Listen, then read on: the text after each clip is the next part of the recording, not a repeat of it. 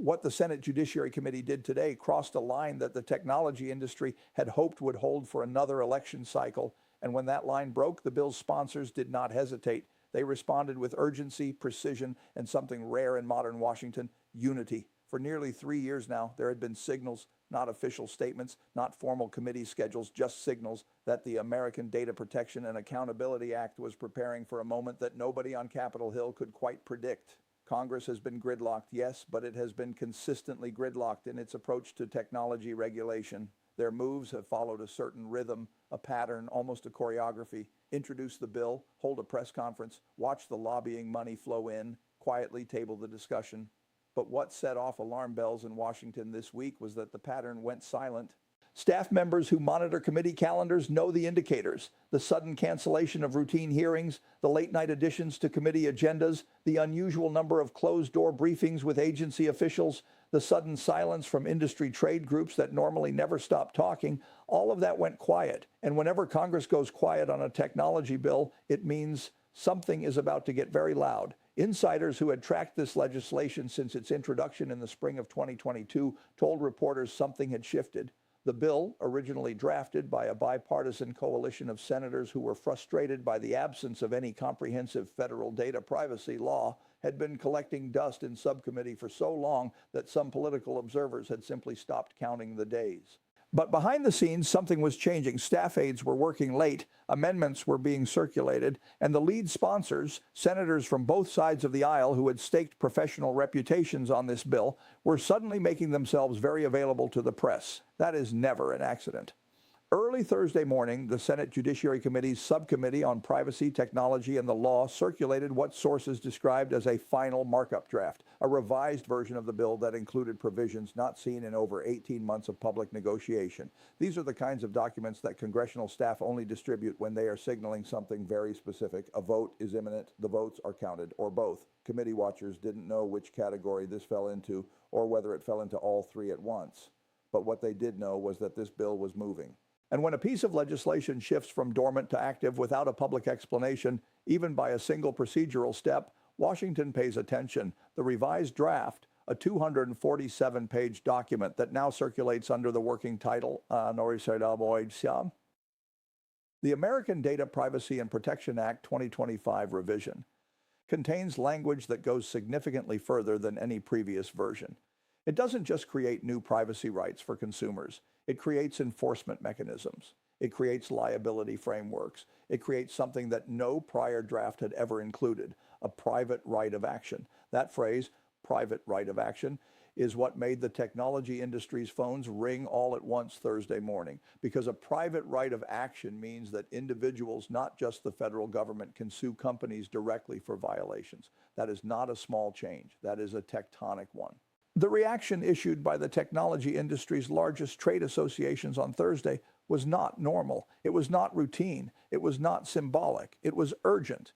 Briefing after briefing described the bill's latest provisions as unprecedented, aggressive, and perhaps most importantly, constitutionally untested in ways that could take years of litigation to resolve. But legislative momentum only works if the opposition can slow it down. The bill's sponsors did not slow down. In fact, their response today was among the most coordinated legislative pushes we have seen on a technology bill in over a decade. Here's what we know. Within hours of the markup draft being circulated, the bill's lead sponsor convened a press conference in the Senate's main press gallery. Not a side room, not a briefing room, but the main gallery. These weren't routine talking points. These were carefully prepared, legally precise statements delivered by senators who had spent months working with former FTC commissioners, consumer advocates, and constitutional law experts to anticipate every objection. They weren't reactive. They were ready. Tonight, multiple sources have confirmed that the subcommittee advanced the revised legislation through its first formal vote, including provisions that had recently been added to address concerns raised in the most recent round of stakeholder negotiations. The sponsors moved before the opposition could coordinate a unified counter-strategy. They locked in votes from the committee's center-left members. They locked in votes from the committee's libertarian-leaning members who were persuaded by the bill's preemption provisions. They locked in a crucial swing vote from a senator who had previously opposed every version of this bill by agreeing to narrow a key definition in Section 14 that had been the source of repeated objections. In other words, the bill's sponsors targeted the coalition's weak points and shored them up before the vote. The provision that would have made the bill operationally vulnerable in court, the section on standing for private plaintiffs, was rewritten with enough precision to survive initial legal challenges. This is what made the opposition's warning so urgent. The bill wasn't just symbolically advancing, it was structurally sound. It represented the kind of legislative vehicle that could survive judicial scrutiny if left to proceed without major amendment.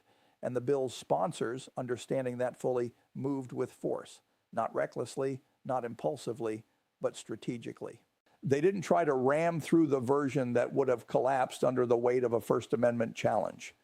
They didn't accept industry-drafted language that would have gutted the enforcement provisions. They hit the right amendments. They locked in the right votes. And here's where the story becomes even more consequential. Legal analysts now believe that the bill's latest version was specifically designed to test the limits of congressional authority over data practices following the Supreme Court's most recent decisions narrowing federal agency rulemaking power. The bill's sponsors wanted to see whether a statute passed by Congress directly, not delegated to an agency, could do what the FTC and FCC had repeatedly failed to accomplish through administrative rulemaking. Instead of asking the FTC to write the rules, Congress is writing the rules itself. That shift is subtle, but it is legally enormous. Former agency officials speaking with legal publications under anonymity described the bill's architecture as a workaround, a way to preserve strong privacy protections by anchoring them in statutory text rather than administrative interpretation. But the bill's sponsors proved today that this approach is both viable and constitutional. Their legal framework was not only carefully constructed, it was engineered so precisely that it incorporates language from prior Supreme Court rulings to preempt the most obvious judicial objections. That element matters because it shows legislative sophistication that has not always been present in prior technology regulation debates. It shows that the sponsors are not playing defense, they are playing offense. As reports continued coming in throughout Thursday, we learned more about the full scope of what this bill would actually do if it becomes law. And the scope is considerable. First, basically, the bill establishes for the first time a comprehensive federal baseline for consumer data privacy, meaning that for any American in any state, there would be a federal floor of rights that companies must respect regardless of what state law says or doesn't say. This affects every company that collects data on more than 100,000 individuals per year, a threshold that covers not just big tech, but mid-sized retail platforms, healthcare apps, insurance companies, and data brokers that most consumers have never heard of. Second, the bill creates a data protection agency, a new standalone federal body independent of the FTC with dedicated enforcement authority, a defined budget, and a mandate to issue rules within 18 months of enactment. This is not a minor bureaucratic addition. This is an agency that would, for the first time, have data protection as its sole mission. Not commerce, not competition, not financial regulation, data. Third, and most controversially, the bill includes that private right of action provision, giving individual consumers the ability to bring claims directly against companies for certain categories of violations, with statutory damages ranging from $100 to $1,000 per violation per affected individual. On a platform with 200 million users, that math gets alarming very quickly. Fourth, the bill imposes new requirements on what it calls high-risk data practices, including algorithmic decision-making that affects housing, employment, credit, and healthcare, and requires companies engaged in those practices to conduct and publish annual impact assessments. This wasn't just a data privacy bill anymore. This was a technology accountability bill. And technology accountability is the one thing the industry has struggled to accept since this conversation began years ago. For every regulatory proposal that advanced, the industry had countered with something that watered it down. Not this time. Remember, the technology industry thought federal privacy legislation would never get past the committee stage. They thought the absence of a unified Democratic and Republican position on preemption, on the question of whether federal law should override stronger state laws like California's CCPA, would keep this bill bottled up indefinitely. They thought the private right of action was too politically toxic to survive even a committee markup without being stripped out. But tonight, the exact opposite is happening. The bill passed out of subcommittee with the private right of action intact. It passed with bipartisan support, something that almost no technology bill has managed in recent memory. And it passed with a momentum that, by every measure available to analysts watching the vote count, appears to be building rather than stalling. What makes this moment so significant and so unusual is that the bill's advancement happened at a time when Congress is under enormous pressure from multiple directions simultaneously. Consumer advocacy groups want strong enforcement and robust private rights. State attorneys general want preemption language that doesn't strip them of the authority they've built under state privacy laws. Technology companies want maximum preemption with minimal liability. Small businesses want exemptions that protect them from the same compliance burdens as trillion-dollar corporations. And a growing block of lawmakers, some motivated by genuine concern, some by constituent pressure, some by the headlines generated by AI-related controversies, simply want to be able to say they did something. The bill's lead sponsors are balancing all of these demands while simultaneously navigating an election year environment in which any vote on a technology bill can be reframed by opponents in a dozen different ways.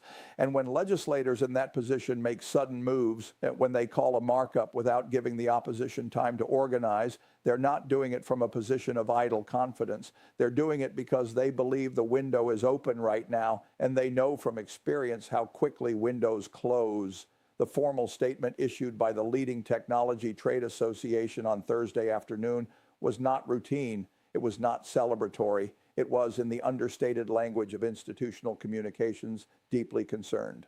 Representatives from the industry's biggest lobbying arms said plainly that the bill's current provisions were inconsistent with a competitive and innovative digital economy. That is Washington language for, this bill, if it passes in its current form, will cost us billions of dollars, and we will fight it at every stage. You don't usually hear that specific framing from technology trade groups unless something they genuinely feared has just moved one step closer to becoming law. They're not panicking, but they are not relaxed. And the difference between those two states in a legislative fight of this scale is the difference between a bill that dies in full committee and a bill that reaches the Senate floor. Meanwhile, the bill's lead Senate sponsor addressed reporters in a direct, plainly worded statement that avoided the usual qualifications. She said, "For the first time, Americans will have the legal right to know what data is being collected about them, why it's being collected, and who it's being shared with."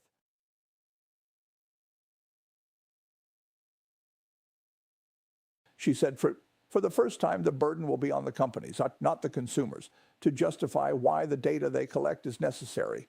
And she said, today's vote is one step. We know the road ahead is long, but we are walking it and we are not turning back. These are not rhetorical flourishes. These are statements from a legislator who understands exactly how high the stakes have become and who has built enough of a coalition to feel confident saying them publicly. Here's what makes the situation even more consequential. This bill's advancement wasn't isolated from the broader legislative environment. Along with the Senate subcommittee vote, the House Energy and Commerce Committee announced Thursday that it would hold a parallel markup hearing on its own version of federal privacy legislation within the next 30 days.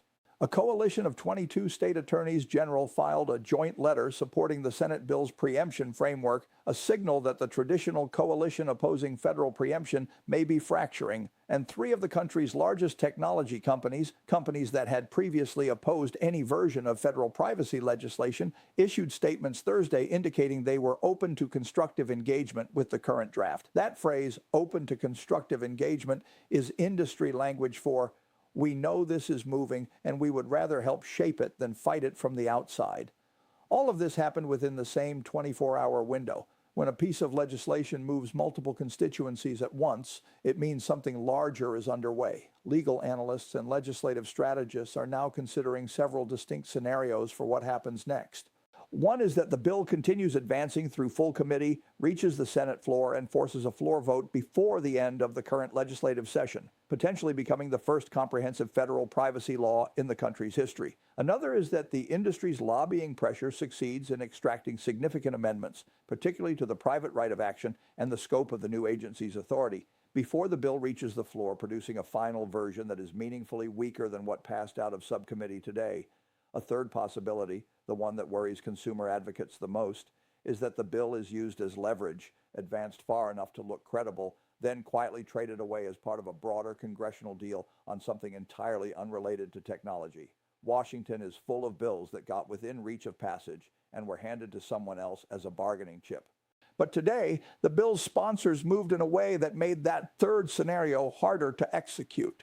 They didn't accept a quiet backroom deal. They didn't water down the bill before the markup to make it easier to pass. They didn't use procedural delays to give the opposition more time to organize. They moved. What we're watching now is a test of whether Congress can still regulate industries that have grown more powerful than any single regulatory body was designed to handle. The technology industry wants to demonstrate that it remains capable of shaping and, where necessary, blocking federal legislation through the traditional tools of lobbying, campaign contributions, and regulatory capture. The bill's supporters want to show that elected officials acting on behalf of ordinary consumers retain the authority and the will to impose rules on industries that have spent years arguing they do not need rules. The federal judiciary wants to avoid receiving a statute so poorly drafted that it creates a decade of constitutional litigation, and the American public, the 331 million people whose data flows through these systems every single day, wants to know whether the government they elected is capable of doing something meaningful about the fact that their most personal information is bought, sold, analyzed, and weaponized without their knowledge or consent. Tonight, we've heard from sources inside the Judiciary Committee who are now monitoring the full committee's calendar closely. They say the full committee markup could be scheduled within the next 2 to 3 weeks, far faster than any previous version of this bill ever moved. They say the amendment negotiations currently underway focus primarily on 3 contested sections: the definition of sensitive data, the scope of the private right of action, and the timeline for the new agency's rulemaking authority. And they say the bill's sponsors' decision to advance the legislation before August recess is likely part of a deliberate strategy intended to force the full Senate to take a position before the fall campaign season makes any controversial vote politically impossible. But the opposition is not standing still. In fact, the opposition is mobilizing in ways that suggest they take this threat seriously, more seriously, perhaps, than any prior version of this legislation. Their response today, targeted, well-funded, and coordinated, sent a message to the bill's sponsors that the fight ahead will be harder than the fight that led to today's vote.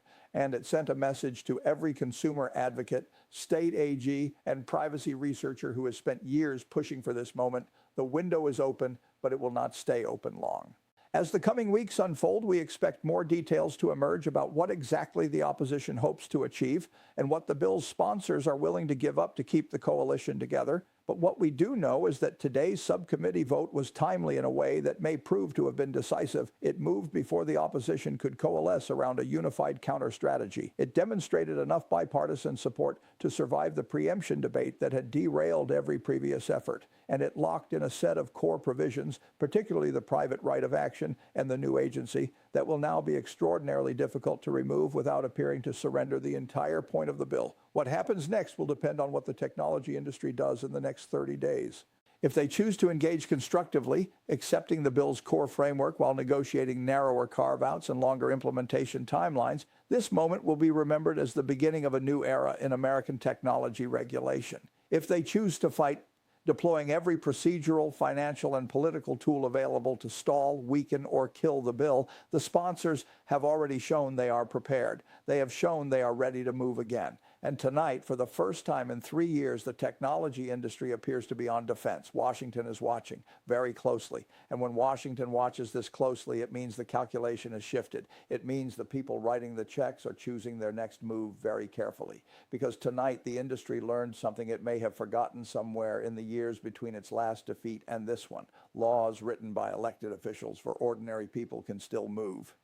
Democracy, when it is paying attention, can still act, and the consumers who have been waiting for Washington to do something, anything, about the most invasive data ecosystem in human history are still watching. This story is far from over. The bill still faces the full committee, the full Senate, the House, a potential conference, a presidential signature. Every one of those stages is a battle. But tonight, one thing is clear. The bill that Washington forgot about just reminded everyone that it exists. The coalition that everyone said could never hold just held and advanced. And the moment that the technology industry had spent years trying to prevent just became the moment they will spend the next several weeks trying to survive. We will be here watching every amendment, every vote, and every backroom negotiation as the next phase of this historic fight begins.